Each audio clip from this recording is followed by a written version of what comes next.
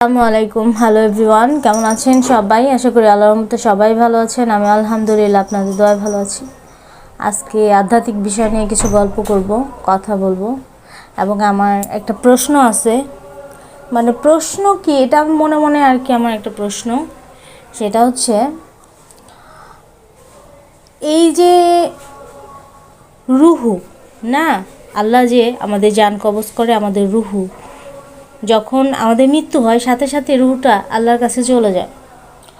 তো প্রতিনিয়ত প্রতি সেকেন্ডে সেকেন্ডে কিন্তু হাজারে হাজারে মানে হাজারের ওপরেও মানুষ আপনার জন্ম নিচ্ছে, মৃত্যু হচ্ছে।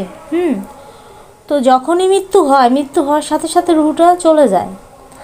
আর আল্লাহ কিন্তু প্রতিটা মানুষের রুহু, প্রতিটা মানুষ না, শুধু পশু পাখি কুকুর বিড়াল যত জীবজন্তু যত পোকামাকড় আছে সব রুহু কিন্তু মানুষের রুহুই, কিন্তু রূপ আল্লাহ ভিন্ন ভিন্ন দিচ্ছে।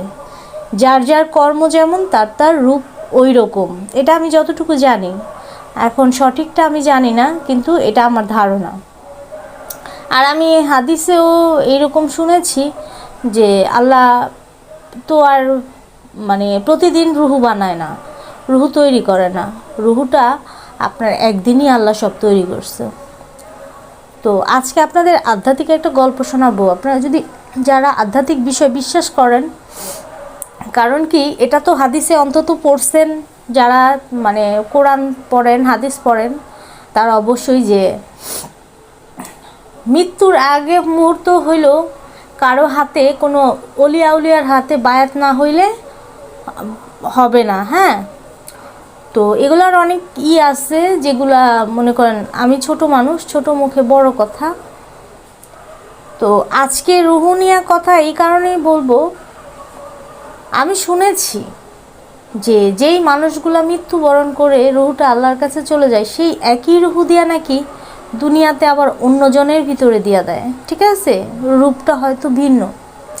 যার কর্ম যে আগের মানে যে মৃত্যুর আগে যে যখন জন্ম হয়েছে তখন যে কর্ম করে গেছে, সেই কর্ম অনুযায়ী সেই মানুষটার রূপে বা কোনো পশু পাখির রূপে তাকে এই রুহটা দেয়া হয়। হ্যাঁ, কিন্তু আমার প্রশ্ন হচ্ছে, যেমন আমি আপনাদের ছোট একটা গল্প শোনাই। গল্প এটা জীবন্ত গল্প, ঠিক আছে? আপনারা যদি তরিকা বিশ্বাস করেন, যেমন অনেক তরিকা আছে, মাছ ভান্ডার, তারপরে আপনার এই চরমোনাই, অনেক তরিকা আছে না? তো এক তরিকার, হ্যাঁ, উনি দরবারে গেছে, যাওয়ার পর একজন মহিলা, ঠিক আছে, একজন পুরুষ সেই মহিলাকে চিনতে পারছে। পুরুষ কি, যুবক আর কি। যুবকটা অনেক মানে আল্লাহ ভক্ত, এবং কি মানে আল্লাহর অনেক জ্ঞান অর্জন করছে। তো সে আগের জন্মে ওই মহিলাটা তার মা ছিল, ঠিক আছে? তো সেটা সে চিনতে পারছে। চেনার পরে মহিলাটার অনেক আদর যত্ন, কিন্তু মানুষ তো খারাপ, তাই না? সবাই তো আর বুঝে না। আবার জ্ঞান ক্ষমতাও, কিন্তু এগুলো হলো আধ্যাত্মিক জ্ঞান, এই জ্ঞান সবার থাকেও না। মহিলা তো মাফ করবেন, খুব মানে আনইজি ফিল করতেছে। পরে এইরকম করে মানে যখনই মহিলা দরবারে যায় তখনই ওই যুবকটা যায়। যাওয়ার পর ওনারে ওই মহিলার অনেক অনেক কদর করে, অনেক যত্ন করে, এবং কি অনেকে জিজ্ঞেসও করছে। পরে ওই যুবকটা বলছে যে দেখেন, মাফ করবেন, ঠান্ডা লাগছে তো। তো ওই যুবকটা সবাইকে বলছে যে দেখেন, আগের জন্মে উনি আমার মা ছিল, ঠিক আছে, আমি ওনার সন্তান ছিলাম। এই কারণে আর তরিকাপন্থী মানুষ যারা, তারা এগুলা মানে এইসব জিনিসগুলো, আধ্যাত্মিক জিনিসগুলো খুব বিশ্বাস করে। তো এখনো পর্যন্ত মানে ওই মানে এখন তো মহিলার বয়সটা একটু ভারী হয়েছে, আর আপনার এখন মহিলাও বুঝতে পারছে, ঠিক আছে? এগুলো আসলে জ্ঞান, আধ্যাত্মিক জ্ঞান, আল্লাহ তাআলার জ্ঞান যারা অর্জন করতে পারে তাদের সাথেই আপনার এমনটা হয় এবং তারা বুঝতে পারে। কিন্তু আমার কথা হচ্ছে যে আল্লাহ তুমি যখন, এটা আমিও শুনেছি যে একটা মানুষ যখন মারা যায় সেই রুহটা দিয়া নাকি আরেকজনের ভিতরে দেওয়া হয়। কেউ যদি ভালো কর্ম করে তাইলে একটা ভালো মানুষ রূপে তার রুহ দেয়, কেউ যদি খারাপ তাহলে কুকুর বিড়াল বা এরকম পোকামাকড়, হ্যাঁ, সাজা ভোগ করার জন্য।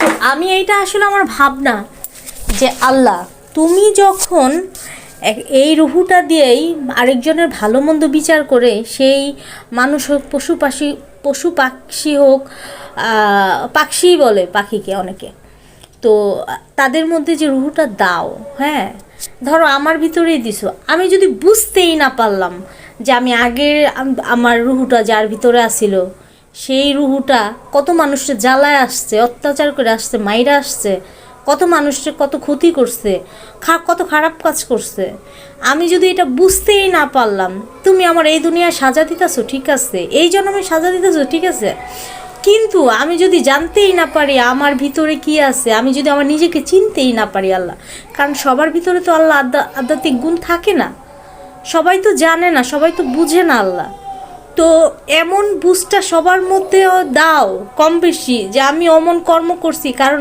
এটা যদি আমি যদি জানতেই না পারি তাহলে আমার নিজেকে আমি শুধরাবো কীভাবে, আমার নিজেকে আমার সংশোধন করব কিভাবে, আমি তো সংশোধন করতে পারবো না। ধরো আমি যে রুহুটা দিয়া মানে আমাকে আবার সৃষ্টি করছে আগের, মানে যার রূপ ধারণ করছি আমি আমার রুহু দিয়া, আমার বর্তমান যে রুহুটা আছে সেটা দিয়ে আমি সেই রুহু দিয়ে আমি কারে জ্বালাইছি, কারে অত্যাচার করছি, আমি তো জানি না আল্লাহ। তো আমি এই জন্মে এসে যে আমি একটু ভালো কাজ করব, হ্যাঁ, আমি যদি আমার নিজেকে চিনতে পারি, বুঝতে পারি, জানতে পারি, তাহলেই না আমি আমার নিজেকে শুধরাবো আল্লাহ। ঠিক আছে, তো এই জিনিসগুলো না সবসময় আমার মানে একটা কথা আছে না, মানে ভাবলে কিন্তু অনেক কিছু, প্রত্যেকটা জিনিস যদি বিশ্লেষণ করেন আপনি আসলে উত্তর কম বেশি আসলে পাওয়া যাবে। দেখেন, মাঝে মধ্যে ভাবি, এই যে আমাদের দাঁত, একটা দাঁত পড়ে গেলে কি হয়, আরেকটা দাঁত গজায়। চুল দেখেন, চুল ন্যাড়া করে ফেলে, আবার চুল গজায়, চুল বড় হয়। হাতে পায়ের নখ সেম, মানে সবই কিন্তু জীবন্ত।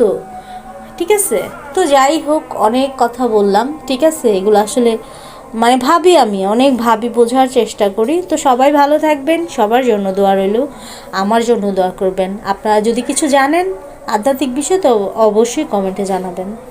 আল্লাহ।